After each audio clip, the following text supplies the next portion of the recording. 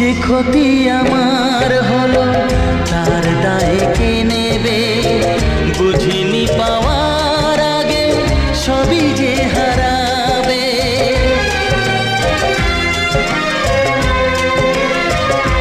ও যে ক্ষতি আমার হলো তার দায় কে নেবে?